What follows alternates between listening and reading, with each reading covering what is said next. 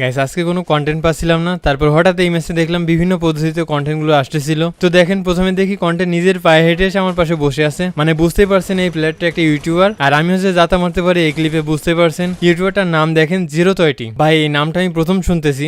তো এর কিছু সময়ের ভিতর বরাবরের মতো টিমমেট সবাই শেষ, আমি একা বেঁচে আছি। তারপর আমি এখান থেকে ফায়ারটা দিয়ে ভুল করে ফেলি, কারণ সামনে ছিল ইউটিউবার স্কোয়াড।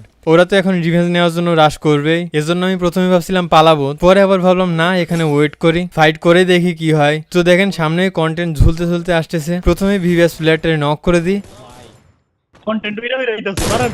তারপর তার টিমমেটকেও ওয়ান ট্যাপ। এখানে আমার টিমমেটের কথা শুনেন, বলে যে জিপ লাইনে করে কন্টেন্ট আইছে। এরপর ভাবলাম টিমমেটদেরকে হয়তো রিভাইভ দিতে পারবো, কিন্তু সামনে দেখি একটা প্লেয়ার, এটাকে ওয়ান ট্যাপ। কিলটা ফিনিশ করতে গিয়েই বুঝলাম এখানে ইউটিউবার স্কোয়াড, আর এখানে আমি পুরো ফেসে গেছি। এখন সমস্যা হলো ওদের একটা টিমমেট ছাদ থেকে ব্যাকআপ দিচ্ছে, এজন্য শান্তিতে ফাইটটাও নিতে পারছি না। তো সামনে একটা নক করলাম,